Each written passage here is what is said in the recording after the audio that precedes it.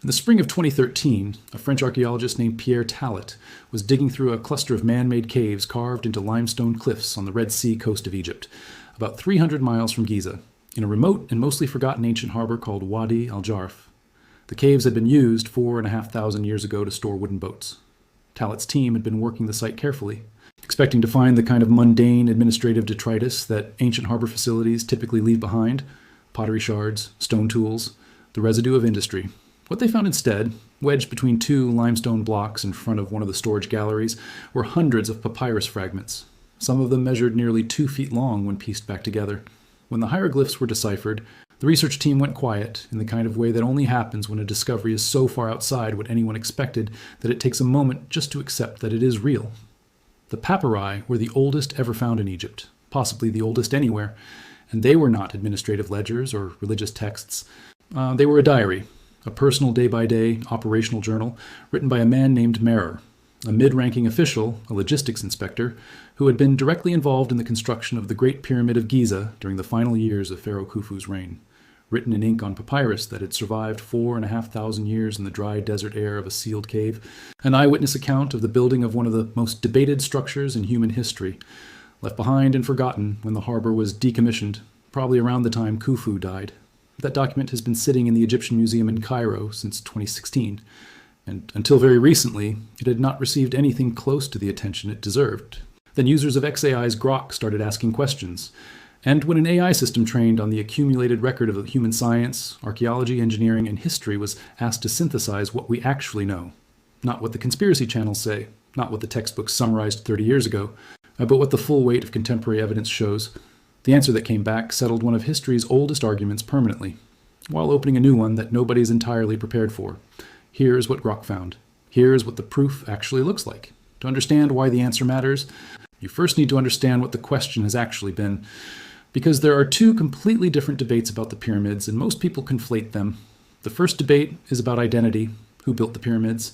The second is about method, how they were built, and specifically how the precision was achieved. These are separate questions, and they have separate answers, with very different levels of certainty attached to each. The identity question, who built the pyramids, now has an answer so thoroughly documented that it functionally qualifies as settled. The people who built the Great Pyramid of Giza were ancient Egyptians, organized under the authority of Pharaoh Khufu of the 4th dynasty, working during a construction period that lasted roughly 20 years and involved a rotating workforce estimated at around 10,000 laborers at any given time, supported by a permanent core of several thousand skilled craftsmen, engineers, and administrators. We know this not from inference. We know it from a hierarchy of evidence that, when Grok was asked to assess it without built-in assumptions, converged on the same conclusion from at least 3 independent directions simultaneously. The first direction is the diary of Inspector Merer. What Tallet found at Wadi al-Jarf is not an ancient legend or a second-hand account. It is a primary operational document, the equivalent of a logistics manager's daily work log, written in real time by someone who was physically present and directly responsible for part of the supply chain feeding the Giza construction site. Merer's papyri document a 3-month period during which his team of approximately 200 men operated along the Nile corridor, collecting limestone blocks from the quarries at Tura, a town about 15 to 20 kilometers south of Giza, famous for its high-quality white casing stone, and transporting them by boat to the construction site. The papyri record the specific dates in the Egyptian calendar. They name officials, locations, and quantities. They mention Pharaoh Khufu by one of his royal names, Mejidu. They describe the canal system feeding the harbor at Giza, an engineered waterway that modern geological surveys have since confirmed the existence of. The correspondence between what Merer's diary describes and what the physical archaeology shows is, as Professor Tallet himself stated, phenomenal. The papyri were not discovered in Egypt. They were found 300 miles away, at the Red Sea port where Merer's team was reassigned after their Giza duties concluded. The records survived because when the harbor was decommissioned, probably within months of Khufu's death, a crew was sent to block up the storage caves, and Merer's now unnecessary logbooks were essentially entombed in the process. 4,500 years later, an archaeologist found them. The second direction of evidence is the city that was hiding on the Giza Plateau itself. In 1988, American archaeologist Mark Lanner, working with the Ancient Egypt Research Associates and Egypt's Supreme Council of Antiquities, began excavating a site southeast of the pyramids that Egyptologists had long known existed but never fully examined. What Lanner found over the following decades of excavation is now called Hayt el Ghurab, the lost city of the pyramid builders, And it is the physical infrastructure of the workforce that Merer's diary describes from the supply chain side. The city is not a slave camp. That distinction matters enormously, and the physical evidence for it is not ambiguous. Height El Ghurab is a grid-planned urban settlement with parallel barracks, capable of housing up to 2,000 rotating workers at a time, alongside administrative offices, industrial bakeries, capable of producing bread at scale, breweries, food storage complexes, and a full medical facility. The settlement shows the organized provisioning infrastructure of a state-sponsored workforce, not the minimal survival conditions of a coerced labor pool. The workers' cemetery, located 500 meters from Height El Ghurab, tells the same story in bone. The skeletons show the kinds of skeletal stress consistent with decades of heavy lifting, compressed vertebrae, joint wear, the physical imprint of sustained manual labor, but they also show something that has stopped researchers cold every time it is examined seriously. Evidence of advanced medical care, bones that were broken and then set properly and healed cleanly. Evidence of surgical trepanation, deliberate holes cut into the skull, a procedure that in the ancient world was performed to treat head injuries, and that in these cases shows bone regrowth around the surgical site, meaning that patients survive long enough for healing to occur. In a slave labor system, a worker with a severe head injury or a broken spine is not treated. They are replaced. The people buried at Height El Ghurab were being kept alive and returned to function because they were skilled, valuable, and, within the brutal economics of ancient state power, worth the investment of medical resources. The graffiti found inside the pyramid structure itself completes this picture. Work gangs, rotating crews of laborers organized into named teams, left their marks on stone blocks that were never meant to be seen after construction finished. Names like Friends of Khufu, Drunkards of Menkora, these are not the anonymous markings of enslaved people with no identity. They are the graffiti of workers who had enough of a sense of collective identity to name their teams, and enough access to the interior of the structure they were building to leave that name behind. This is what Grok synthesized when asked about the pyramid builders without being led toward a predetermined answer. 3 independent streams of evidence, an eyewitness logbook, a fully excavated worker city, and skeletal forensic data from the builder's own cemetery, all pointing to the same conclusion: ancient Egyptians, organized, compensated in food, housing, and medical care, working under a system of rotating labor obligation that functioned as a form of state tax. Not slaves. The conspiracy theory about alien construction, about lost civilizations, about any external agency being responsible is not merely unsupported. It is falsified. We have the diary, we have the city, we have the bones. But here is where Grok's synthesis becomes genuinely interesting, because answering the identity question only sharpens the method question, and the method question is the one that the evidence has not fully closed. The Great Pyramid of Giza was built to specifications that remain, in several specific ways, unexplained. Not because magic was involved, not because aliens came, but because we are still reconstructing an engineering tradition from its artifacts, rather than from a surviving manual. And what the physical measurements show is a level of deliberate precision that is hard to rationalize, even when you already know the builders were skilled professionals operating within a sophisticated state bureaucracy. The base of the Great Pyramid spans 230 meters on each side. The 4 sides differ from each other in length by an average of less than 6 centimeters.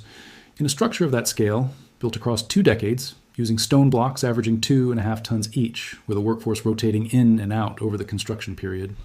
Maintaining that dimensional consistency required either a surveying and quality control system of extraordinary rigor, or a construction method that built the precision directly into the process, rather than checking for it after the fact. The orientation is more striking still. The 4 faces of the pyramid are aligned to true north, south, east, and west, with a deviation of less than 0.04 of a degree. The Egyptians had no magnetic compass. True north cannot be found reliably from the night sky without a consistent observational method applied across many months. The most credible explanation currently involves tracking stellar positions across a full night or a full season to establish a baseline that averages out the apparent rotation of the stars around the celestial pole. A process that requires sustained, precise astronomical observation carried out before a single block was placed. Egyptologist Kate Spence at Cambridge proposed in 2000 that the alignment was achieved by tracking 2 specific stars that were simultaneously above and below the celestial pole at the time of construction, producing a line of true north when they were vertically aligned. This model is mathematically consistent with the error and the date. It is also a method that requires the kind of systematic astronomical observation program that had no room for approximation or shortcuts. The internal chambers compound the picture. The king's chamber, located at the heart of the pyramid, is constructed from granite blocks transported from quarries at Aswan, 500 miles up the Nile. The chamber's walls are assembled with joints so fine that a playing card cannot be inserted between most of them. The granite itself was cut and shaped using tools made of copper, a metal softer than granite, with an abrasive technique using sand and water, and with wooden and stone mallets and drills. This is established from the tool marks left in unfinished blocks at Aswan and from the copper tools recovered from Old Kingdom sites. It works. It is not fast, and it requires a level of craft specialization, stonecutters who spent their lives learning the behavior of a specific rock type, that represents an investment in human skill that compounds over generations. The logistics that Merer's diary documents give this a concrete scale. Merer's crew of 200 men was one of hundreds of such teams operating simultaneously across the pyramid supply chain. The papyri record that Merer's team made a round trip between Tura and Giza roughly every 10 days during the period documented, transporting a specific quantity of limestone blocks per trip. Extrapolating from the diary's data, the construction of the Great Pyramid required moving approximately 2.3 million blocks over roughly 20 years. That breaks down to around 300 blocks per day, every day, for 2 decades. Not including the granite from Aswan, the internal finishing work, the astronomical survey prior to construction, the preparation of the plateau itself, or the construction of the causeway and harbor infrastructure that made the logistics possible. When Grok was asked to model this, to take the known evidence and stress test whether the available human workforce, tools, and organizational structure were sufficient to produce the structure that exists, the honest answer it returned was this: yes, but barely. The numbers work. The workforce exists in the archaeological record. The organizational infrastructure is documented. The supply chain has a primary source eyewitness. The physical evidence is consistent with the known methods. But the margin for error across 2 decades of continuous precision work at this scale is tight enough that what we are actually looking at is not evidence of routine construction. It is evidence of organizational and engineering capability at the very limit of what the 4th dynasty Egyptian state could produce. The pyramid is not a routine achievement executed without difficulty. It is a maximal achievement, the thing a civilization at the height of its administrative and technical capacity can produce when it commits every available resource to a single project for a generation. That framing changes how you look at it. The pyramid is not mysterious because it is impossible. It is remarkable because it is the exact upper bound of what was possible. What remains genuinely open, what the Scan Pyramids project confirmed is still unresolved, is what the structure contains beyond what has already been mapped. In 2017, a team of physicists from Japan, France, Egypt, and Canada used cosmic ray muon radiography to image the interior of the Great Pyramid from outside. Muons are subatomic particles produced when high-energy cosmic rays from space collide with the Earth's upper atmosphere. They penetrate dense matter at a measurable rate, passing more freely through voids than through solid stone. And by placing detectors inside the known chambers and tracking the muon flux from above, researchers can effectively X-ray a structure from the outside without touching it. What they found was unexpected. Above the Grand Gallery, the soaring core belt passageway that climbs through the center of the pyramid toward the king's chamber, the muon detectors registered a signal consistent with a large void, not a construction gap or a minor tunnel, a space roughly 30 meters long and 8 meters tall, running horizontal and parallel to the Grand Gallery below it. This was not in any blueprint. It does not appear in any text. It has no name. In March 2023, a second result emerged from the same project. A 9-meter-long corridor, approximately 2 meters by 2 meters in cross-section. It was precisely characterized behind the north face of the pyramid using refined muon radiography, ground-penetrating radar, and ultrasonic testing. An endoscope was used to image the inside of the corridor, revealing a vaulted ceiling and bare stone walls that have not been seen by any human eye since the pyramid was sealed some 4,500 years ago. Neither void has a confirmed purpose.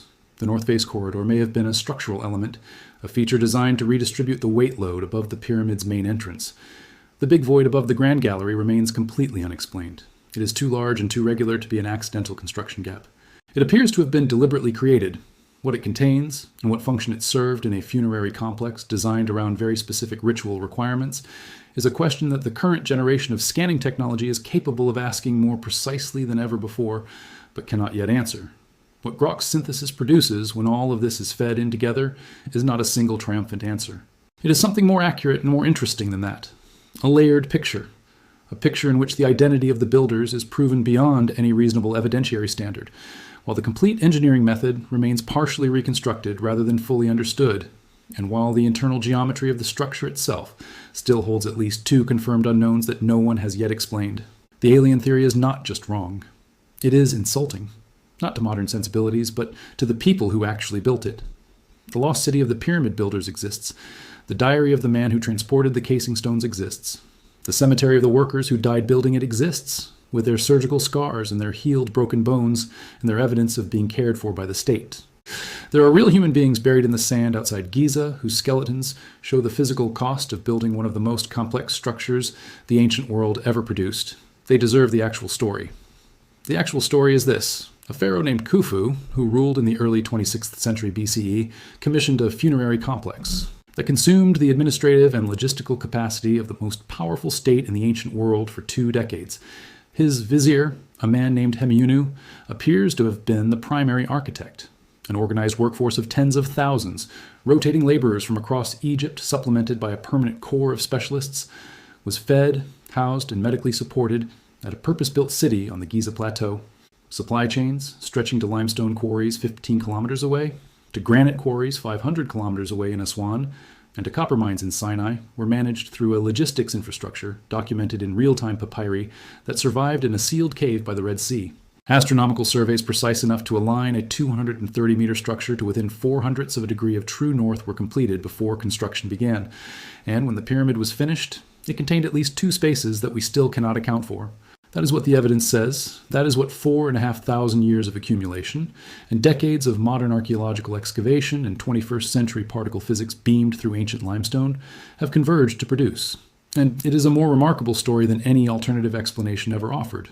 Not because of what it implies about lost civilizations or outside help, but because of what it says about what organized human beings are capable of when they build something at the absolute edge of everything they know how to do. The pyramids were built by the people who live next to them, whose city is still there in the sand, whose bones are still in their cemetery, whose foreman left his diary in a cave by the Red Sea and walked away.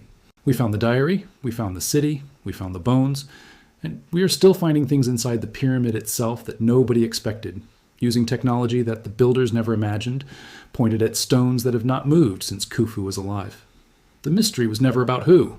It was always about how far human beings will go when the project is important enough. Subscribe. Because the endoscope camera that went into that north face corridor in 2023 was only the beginning.